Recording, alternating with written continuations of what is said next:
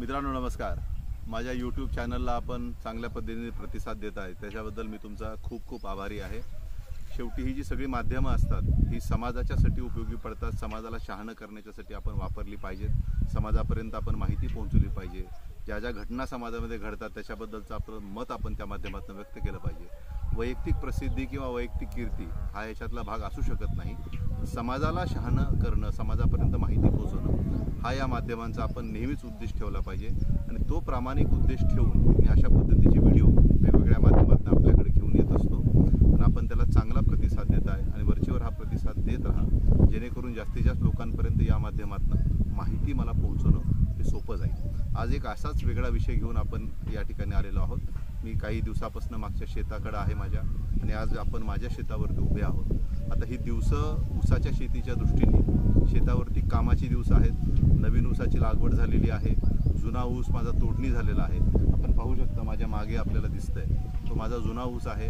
हार्वेस्टरच्या माध्यमातून याची तोडणी झालेली आहे.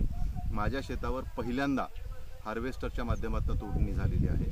वरचीवर मजुराचा प्रश्न हा अवघड होत चाललेला असल्यामुळे जास्तीत जास्त कारखाने हे आता हार्वेस्टरच्या माध्यमातून, मशिनरीच्या माध्यमातून ऊस तोडणी करत आहेत. आणि एक चांगली क्रांती या माध्यमातून साखर कारखानदारीमध्ये किंवा ऊस तोडणीच्या मध्ये घडताना आपल्याला दिसत आहे. आता माझ्या मागे जो आपण ऊस पाहताय हा ऊस आता हार्वेस्टरच्या माध्यमातून तुटला आहे. आणि हार्वेस्टरच्या माध्यमातून ऊस तोडण्याचा फायदा हा असतो की ऊस तोडल्याच्या नंतर जे पाचट शिल्लक राहतं त्याची पूर्वीची पद्धत ही होती की आपण पाचट जाळायचो. नंतर पाचट कुट्टीचे यंत्र आले आणि आता तर हार्वेस्टरच्या माध्यमातून जर आपण ऊस तोडला तर पाचटाची बुकटी होऊन ती आपल्या शेतावरती पडते, जेणेकरून आपल्याला पाचट कुट्टी यंत्र लावण्याची गरज पडत नाही. हार्वेस्टरने खालच्या बाजूने छाटणी करून हा ऊस तुटत असल्यामुळे आपल्याकडे जर नंतर जे आपल्याला ऊसाचे जे बुडके छाटावे लागतात ती बुडके छाटणीची गरज हार्वेस्टरच्या माध्यमातून तोडणी झाल्यानंतर पडत नाही. एक तर लवकर ऊस संपतो. खूप वेगाने हार्वेस्टर काम करत असल्यामुळे तोडणी ही मर्यादित कालावधीमध्ये होते आणि लवकर शेत आपलं मोकळं होतं आणि मशागतीसाठी ऊस आपलं शेत हे तयार होतं. आता आमचा हार्वेस्टरने ऊस तुटल्याच्या नंतर आम्ही ह्या रानामध्ये मोकळं पाणी दिलं आहे. आमच्या वरती इथं डोंगरगावचं तळं आहे आणि तळ्याच्या पाण्याच्या माध्यमातून आता आम्ही रान हे आमचं मागचं भिजवून काढलेलं आहे. आजचा हा व्हिडिओ करण्यामागचा माझा उद्देश आहे की पाचटाचं शेतीमधलं महत्त्व हे आपण ओळखलं पाहिजे. आपण अनेक व्हिडिओमध्ये पाहतो, ऐकतो, परंतु आपण त्याच्यावरती अंमलबजावणी काही करत नाही. अनेक शेतकऱ्यांना पाहतो ऊस तुटला की फुकून द्यायचा. आपण फक्त ऊस फुकत नाही, फक्त पाचट फुकत नाही, तर आपण 3 ते 4 टन सेंद्रिय खत त्याच्यासोबत फुकून देतो. हे शेतकऱ्याच्या लक्षात येत नाही.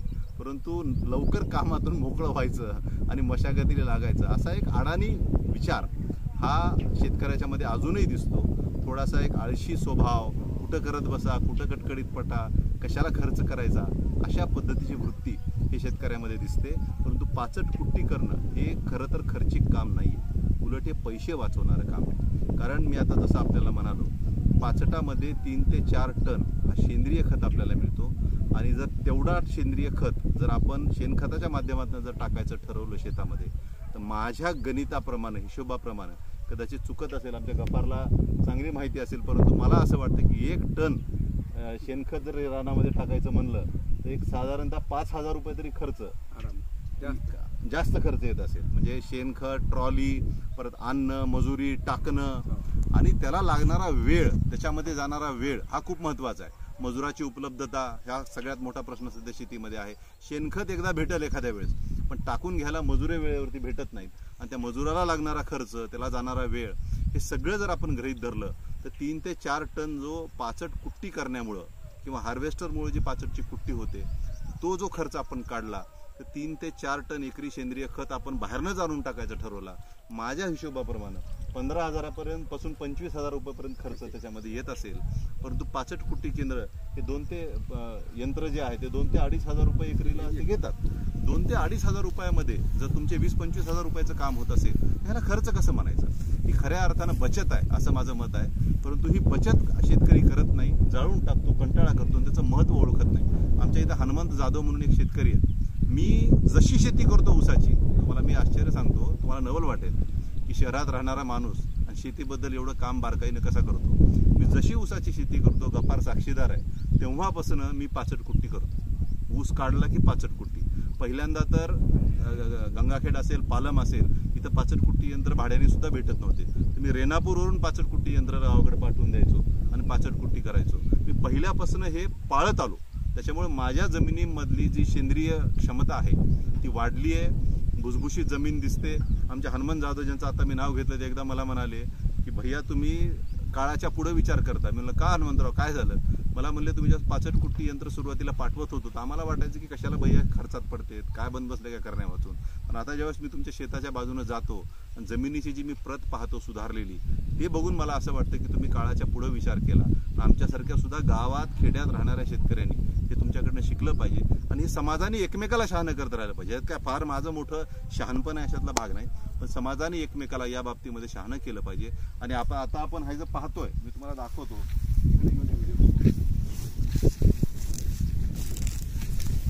हे रान माझं पाणी देऊन भुसभुशीत झालंय. हे जे पाचट आहे, पाचटावरती हे करा. आता हे जे पाचट आहे आपण जे पाहताय, आता हे पाचट कुट्टी यंत्र आपलं मशीनमुळे, हार्वेस्टर मशीनमुळे हे पाचट पूर्ण आता बुकटा झालेला आहे. आणि ह्या दोन ऊसाच्या मधली जी आता सरी आहे ही आता भिजवून झाली आहे. ही वापशावरती आली की आम्ही मध्ये नांगर घालणार, ह्याचा झारबा तोडणार आणि ऊसावरती नंतर परत आम्ही त्या नांगराच्या मागे मागे खताचा डोस देऊन त्या ऊसाला पूर्ववत परत एकदा वाढीसाठी आम्ही मोकळं करणार आहोत. आपण पाहताय की पाचट आच्छादनामुळे सेंद्रिय खत तर मिळतंच, परंतु उन्हाळ्याचे जे दिवस असतात त्याच्यामध्ये जर शेतामध्ये पाचट राहिलं तर बाष्पीभवन जमिनीचं लवकर होत नाही. पाचट पाणी धरून ठेवायला तुम्हाला मदत करतं.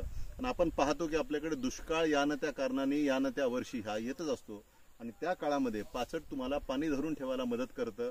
पाचटामुळे रान थंड राहतं, पाणी धरून राहतं आणि पाण्याची जी गरज आहे शेताची ती कमी होते आणि कमी पाण्यात सुद्धा ऊस तुमचा चांगल्या पद्धतीने येऊ शकतो. सेंद्रिय खत तर त्याच्यामध्ये मिळतंच, परंतु गांडूळ म्हणा, हे म्हणा, सगळे बाकीचे जे घटक आहेत ते सुद्धा पाचटामुळे वाढीला लागतात. इतकं ह्या पाचटाचं महत्त्व हे शेतीमध्ये आहे हे आपण ओळखलं पाहिजे. आणि मी तर जेव्हापासून ऊस करतो तेव्हापासून पाचट कुट्टी करत आलेलो आहे. आपणही पाचट कुट्टीचं महत्त्व ओळखलं पाहिजे. आपण ऐकतो, बघतो, तुम्ही खूप जणांचं ऐकलं असेल, आज तुम्ही माझंही ऐकताय, परंतु ह्याच्यातनं शिकलं पाहिजे. कृती करणं खूप महत्त्वाचं आहे. पाचट कुट्टी करण्याला तुम्ही खर्च म्हणून समजू नका. आता हार्वेस्टरच्या माध्यमातून जो ऊस तोडणी झाली तर पाचट कुट्टी यंत्राचाही प्रश्न संपलाय.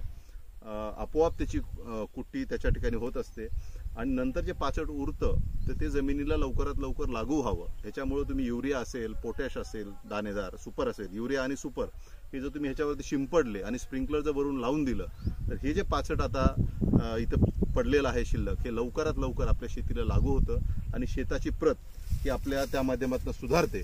आता आपण पाचटाचं महत्त्व या शेतामधलं ऐकलंय. आता पुढे जे माझा ऊस दिसतोय पुढच्या रानामध्ये ते माझा नवीन लागवडीचा ऊस आहे आणि त्याच्यामध्ये आम्ही ड्रीप अंथरून ठेवलेला आहे. त्याच्याबद्दलची थोडक्यात माहिती मी आपल्याला या व्हिडिओच्या माध्यमातून देतो. थोडंसं हे तुम्ही कॅमेरा इकडे घेऊन या. तर हा आमचा नवीन लागवडीचा ऊस आहे. 15-0-12 ही जात आम्ही या ठिकाणी रोपाच्या माध्यमातून लावलेली आहे. पूर्वी मी आहे त्याच ऊसाचं शेतामध्ये जो ऊस आहे त्याचीच लागवड करत होतो, परंतु आता मी मागच्या 2 वर्षापासून रोपाच्या पद्धतीने ऊस लागवड सुरू केलेली आहे. हे अंतर साधारणतः 4.5 फूट बाय 1.25 फूट आहे. या रानामध्ये 5,600 रोपं प्रति एकर ही आमच्याकडनं लागवड झालेली आहेत. मला खरं तर 5 बाय 1.25वरच करायचं होतं, पण ट्रॅक्टरवाल्यांनी गडबड केली. ट्रॅक्टरचा जो ड्रायव्हर होता त्यानं 5 फुटाच्या ऐवजी 4.5 फुटावरती सरी मारून ठेवली आणि 4.5 फुटावरती सरी मारल्यामुळे आता ही लागवड प्रॅक्टिकली ही 4.5 बाय 1.25 फूट या अंतरावरती झालेली आहे. 2 सरीमधलं अंतर 4.5 फूट आहे आणि 2 रोपांमधलं अंतर 1.25 फूट आहे. मला एका एकरमध्ये 5,000च रोपं ठेवायची होती, परंतु आता 5,600 एवढी रोपाची संख्या माझ्याकडे म्हणजे ट्रॅक्टरवाल्याच्या चुकीमुळे झालेली आहे. पण ठीक आहे, या गोष्टी शेतीमध्ये होत असतात. आणि जास्त ऊस लागलेला थोडा बरा असतो आमचा, असं आमच्या गफारचं मत असतंय.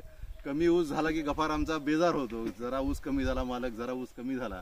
परंतु जास्त ऊस झालेला की आमच्या गफारला आवडतो. तर तसा एक 600 रोपं हे प्रत्येक एकरमध्ये जास्त झाले, त्याच्यामुळे आमचा गफार खुश आहे. परंतु आपण ह्याच्यामध्ये महत्त्वाचं जर काही पाहू शकता तर ड्रीप आम्ही अंथरून ठेवलेलं आहे. आता ड्रीप जोडणीचंही काम आमचे गडी लवकरच करतील, परंतु ड्रीप आपण नेहमी शेतामध्ये केलं पाहिजे. मला वाटतं 16 mm आहे हे, 20 mmचं असं आमचं लॅटरल आहे. नेहमी आपण ड्रीप केलं पाहिजे. मी पाहतो बरेच ऊस उत्पादक शेतकरी हे ऊसाला करताना ड्रीपची एवढी पाहिजे तेवढी काळजी घेत नाही. ड्रीप फक्त पाणी वाचवतंय अशी मानसिकता शेतकऱ्याची असते. आणि मग पाणी उसाला भरपूर दिलं पाहिजे अशी एक मानसिकता असते. त्याच्यामुळे ड्रीपकडे दुर्लक्ष करणं, काय पाणी वाचवून काय करायचंय, बकळ पाणी दिलं पाहिजे शेताला, अशा पद्धतीची मानसिकता शेतकऱ्याची आहे. परंतु ड्रीप फक्त पाणी वाचवत नाही. तर ड्रीपमधून पाणी दिल्यामुळे आपलं रान हे भुसभुशीत राहतं, रान कायमस्वरूपी वापशावरती राहतं आणि मुळांना पसरायला ही मदत होते. पांढऱ्या मुळा ज्या ऊसाच्या पसरतात त्या ड्रीपमुळे मदत होते. त्याच्यानंतर ज्यावेळेस तुमचा ऊस वाढतो तेव्हा तुम्ही ड्रीपच्या माध्यमातून खतं देऊ शकता. ही शेवटपर्यंत खतं द्यायची मदत ही ड्रीपच्या माध्यमातून ऊसाच्या शेतीमध्ये होते.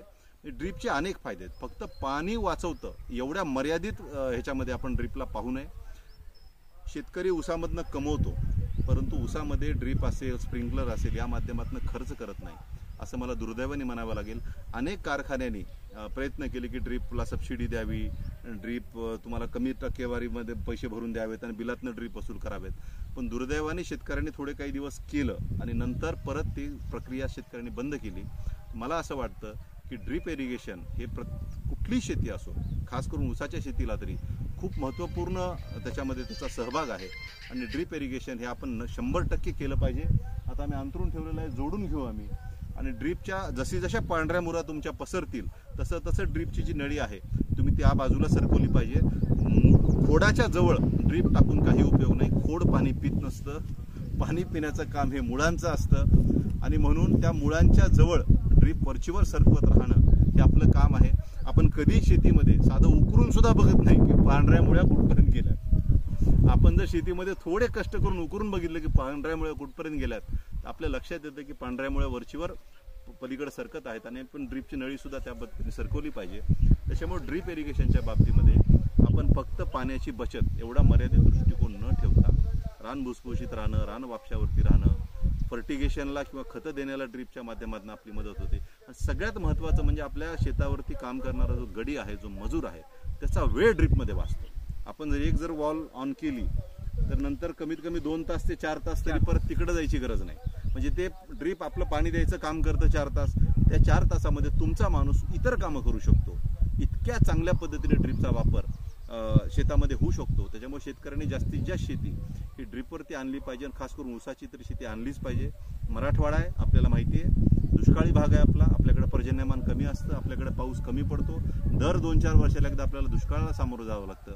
त्याच्यामुळे आपण जास्तीत जास्त पाण्याची बचत करणं हे आपलं कर्तव्य आहे. उलट पाण्याची बचत जेवढी होईल ते उरलेलं पाणी आपल्या शेतीला कामाला येणार आहे. दुसरं काही माणूस काय पाणी चोरून घेऊन जाणार आहे का?